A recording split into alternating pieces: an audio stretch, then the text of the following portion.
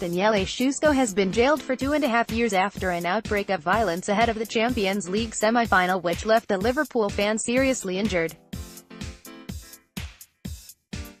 The Roma supporter, 29, from Rome, admitted violent disorder ahead of the Anfield match on April 24. Preston Crown Court heard Irish Liverpool fan Sean Cox, 53, was still in a serious condition after suffering a head injury in the violence, although Sciusco was not directly involved in causing his injuries.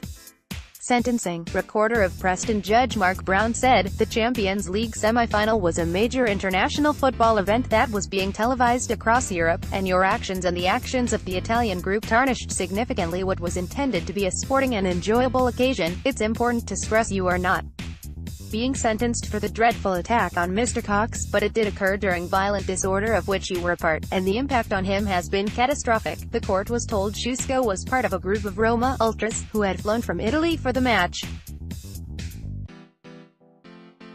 Video footage showed the group of about 25 fans, all dressed in dark clothing, going on to Walton Breck Road, outside the stadium just before kick-off.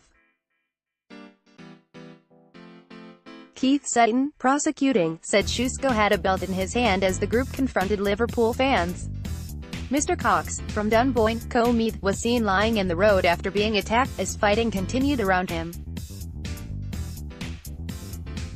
Mr. Sutton told the court Mr. Cox's brother Martin had described hearing shouting and chanting outside the stadium.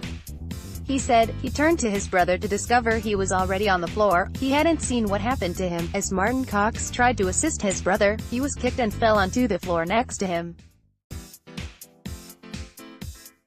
Mr. Sutton said Mr. Cox was out of a coma, but his condition remained very dire. The court heard Sciusco was close by when Mr. Cox was injured, but was not directly responsible for the assault.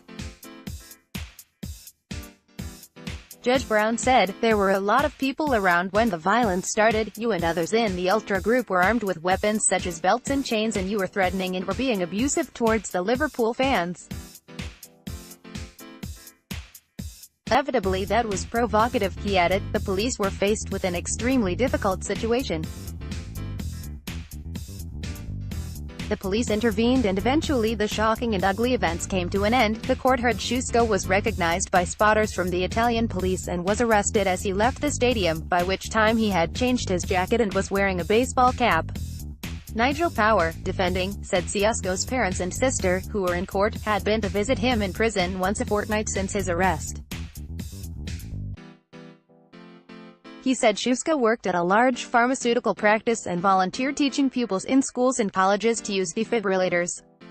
Mr. Power said the defendant, with previous good character, had not drunk any alcohol before the game. "Although the incident that we have seen on the CCTV was an ugly one, it wasn't one that this defendant, at least, set out in anticipation of," he said.